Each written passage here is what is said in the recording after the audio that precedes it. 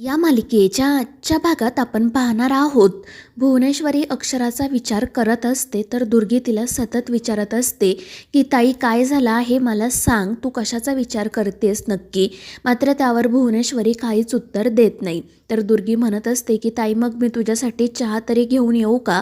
तर भुवनेश्वरी म्हणते की नाही नको. आणि ते ऐकून दुर्गी म्हणते की म्हणजे बघ ताई तू माझं बोलणं ऐकतेस ना, मग सांग मला नक्की तू कशाचा विचार करतेस ते. आणि त्यावर भुवनेश्वरी रागातच म्हणते की दुर्गे मी कशाचा विचार करते ते जाऊ दे, आता मी तुला जे काम सांगते ना ते तू कर. त्यावर दुर्गे विचारते काय, तर भुवनेश्वरी तिला सांगते की आम्ही तुला ज्या हॉस्पिटलचं नाव सांगू त्या हॉस्पिटलमध्ये तू जायचं आणि तिथे कोणत्या डॉक्टरने सुनबाईंवर उपचार केले होते ते शोधून काढायचं आणि त्या डॉक्टरची अपॉइंटमेंट घेऊन यायची. आणि त्यावर दुर्गेसुद्धा हो म्हणते. तर दुसरीकडे अक्षरा आणि शिवानी चहा पिण्यासाठी जातात. अक्षरा शिवानीला विचारत असते की वहिनी सांगा ना, अधिपती माझ्याबद्दल काय बोलले, त्यांना मला खरंच भेटायचं आहे का. आणि त्यावेळी शिवानी म्हणते की हो वहिनी. आणि मग ती पुढे बोलू लागते की तो बजरंग असा का वागला ना तेच मला कळत नाही आहे. तर अक्षरा म्हणत असते की मला तर पूर्ण खात्री आहे की या सगळ्याच्या मागे भुवनेश्वरी मॅडमच असणार. तर शिवानीसुद्धा म्हणत असते की हो वहिनी तशीच दाट शक्यता आहे. तर अक्षरा म्हणत असते की पण मला एक गोष्ट कळत नाही आहे, अधिपतींनी जे पैसे मला बँकेत टाकायला दिले होते ते त्या बजरंगकडे कसे आले.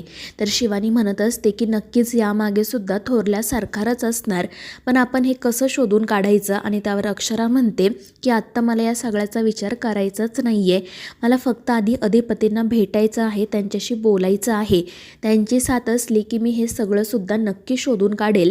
आणि त्यावर शिवानी म्हणते की हो वहिनी. आणि मग ते अक्षराला सांगू लागते की त्या दिवशी आम्ही तुम्हाला कॉल केला होता, भाऊजींना सुद्धा तुमच्याशी बोलायचं होतं, मात्र तुम्ही कॉल रिसीव केलाच नाही.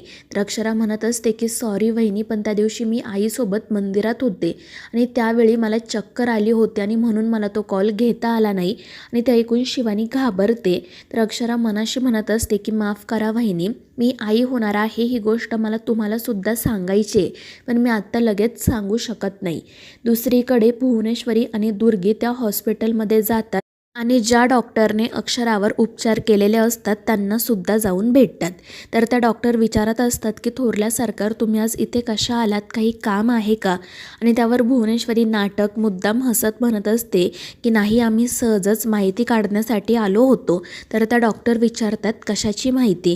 तर भुवनेश्वरी म्हणू लागते की त्या दिवशी आमच्या सुनबाईंना इथे ॲडमिट केलं होतं ना, त्याचबद्दल आम्हाला बोलायचं होतं, कारण त्यानंतर त्या त्यांच्या आईवडिलांच्याच घरी गेल्या आणि आम्हीसुद्धा त्यांना जास्त काही विचारलं नाही, पण आम्हाला त्यांची काळजी वाटायला लागली म्हणून म्हटलं सरळ तुम्हालाच येऊन भेटावं आणि काय झाले ते विचारावं. आणि ते ऐकून त्या डॉक्टर म्हणतात की काळजी करू नका, उलट आता तुम्हाला त्यांची काळजी घ्यायची आहे.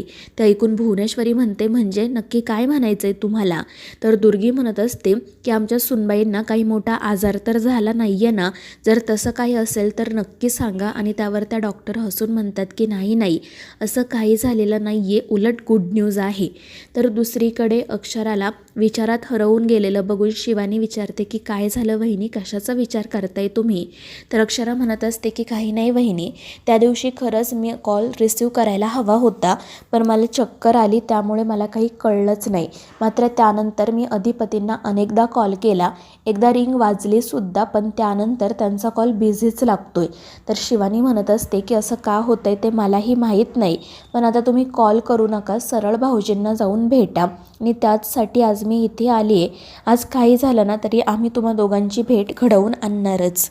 तर दुसरीकडे दुर्गी आणि भुवनेश्वरी त्या डॉक्टरांना विचारत असतात की गुड न्यूज म्हणजे नक्की काय झालं आहे. आणि त्यावेळी त्या डॉक्टर आनंदाने सांगतात की तुमच्या सुनबाई आता आई होणार आहेत. आणि ते ऐकून भुवीच्या पायाखालची तर जणू जमीनच सरकते.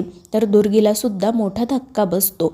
तर त्या डॉक्टर म्हणत असतात की तुम्ही त्यांची व्यवस्थित काळजी घ्या आणि मी त्यांना ज्या गोळ्या दिल्या आहेत ना त्यासुद्धा त्यांना व्यवस्थितपणे घ्यायला सांगा. आणि त्यावर भुवनेश्वरी जबरदस्तीने हसत म्हणते की हो तुम्ही काही काळजी करू नका, आम्ही त्यांची पूर्ण काळजी घेऊ, पण तुम्ही त्यांना ही गोष्ट सांगू नकात की आम्ही इथे आलो होतो आणि आम्हाला कळले त्या आई होणार आहेत हे, कारण आम्हाला त्यांना सरप्राईज द्यायचं आहे.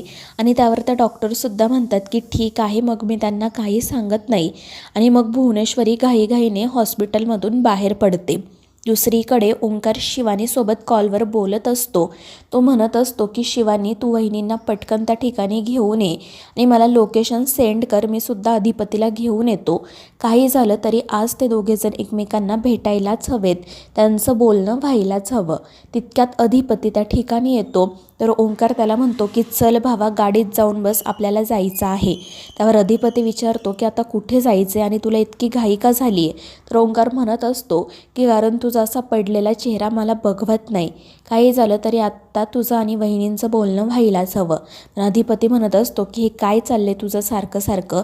मात्र ओंकार काही ऐकत नाही. तो म्हणू लागतो की अक्षरा वहिनी मला भाऊ मानतात आणि आता मी भाऊ म्हणूनच माझं कर्तव्य पूर्ण करत आहे. तर अधिपती म्हणतो की त्यांचा भाऊ तू नंतर, आधी माझा मित्र आहे. तर ओंकार म्हणतो की हो ना, आणि म्हणूनच मला तुझीसुद्धा काळजी वाटते, त्यामुळे आपण आत्ताच त्यांना जाऊन भेटणार आहोत. तर दुसरीकडे अक्षरा आणि शिवानीसुद्धा अधिपती आणि ओंकारला भेटण्यासाठी निघालेल्या असतात. मात्र अक्षरा खूपच घाबरलेली असते. ती सतत शिवानीला विचारत असते की तुम्ही नक्की अधिपतींना कळवलं आहे ना की आपण त्यांना भेटायला येणार आहोत? त्यांना खरंच मला भेटायचं आहे ना? कारण मी जर असे अचानक समोर गेले तर ते माझ्यावर खूप चिडतील, मला खूप भीती वाटते. पण शिवानी म्हणत असते की वहिनी, तुम्ही काळजी करू नका आणि भाऊजींचं तुमच्यावर किती प्रेम आहे माहिती आहे ना तुम्हाला समोर बघितल्यावर त्यांचा सगळा राग कुठच्या कुठे निघून जाईल. तुम्ही अजिबात काळजी करू नका. आणि त्यावर अक्षरासुद्धा हसून हो म्हणते. तर दुसरीकडे ओंकार आणि अधिपतीसुद्धा त्या ठिकाणी जाण्यासाठी निघालेले असतात. मात्र अधिपतीचं सतत एकच म्हणणं सुरू असतं की त्यांना जर भेटायचं नसेल तर मग आपण एवढं सगळं कशासाठी करतोय, त्यापेक्षा आपण घरी जाऊ, त्यांना काही गरज नाही आहे. मात्र ओंकार म्हणत असतो की आता भावा तू बस कर, मी तुझं कधीपासून हेच बोलणं ऐकतोय. आज काही झालं तरी आपण वहिनींना भेटायचंच आहे. तुमच्यातील जे काही गैरसमज असतील ते आत्ताच मिटवून टाका, भांडणं अशी वाढू द्यायची नसतात. मात्र अधिपती ऐकायला तयार नसतो. तर दुसरीकडे शिवानीसुद्धा अक्षरासोबत बोलत असते, तिला समजवण्याचा, तिला शांत करण्याचा प्रयत्न करत असते. मात्र अक्षरा घाबरलेली असते. आपलं आणि अधिपतीचं भांडण अजून वाढणार तर नाही ना याचीच तिला सतत काळजी वाटत असते.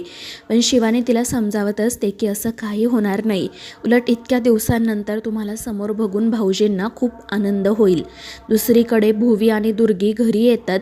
भुवनेश्वरी तर खूपच घाबरलेली असते आणि दुर्गी तिच्यापेक्षाही जास्त.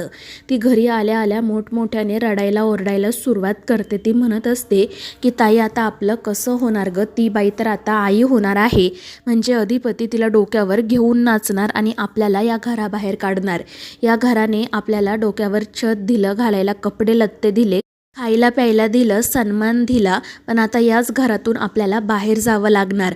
जो चौकीदार आपल्याला बघून आता सलाम ठोकतोय तोच उद्या आपण या घरात येण्याचा प्रयत्न केला तर आपल्या कानफडात मारणार. आणि हे सगळं काही ऐकून भुवी चिडते. मात्र दुर्गी काही गप्प बसत नाही. ती म्हणत असते की ताई, आता या सूर्यवंशींना वारस मिळणार, त्या बाईचं पोरगं या घरामध्ये रांगणार आणि ती तर आपल्याला त्याचा कधी चेहरासुद्धा बघू देणार नाही.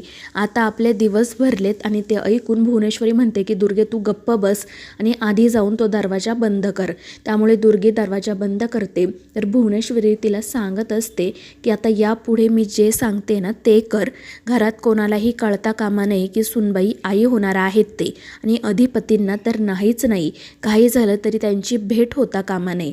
तर मित्रांनो, या मालिकेच्या पुढील भागांमध्ये आपण पाहणार आहोत अधिपती आणि अक्षरा भेटणार आहेत. ही गोष्ट नेमकी दुर्गीला आणि भुवनेश्वरीला कळते. तर मित्रांनो, या मालिकेच्या पुढील भागांच्या अपडेटसाठी आपल्या चॅनेलला सबस्क्राईब करा.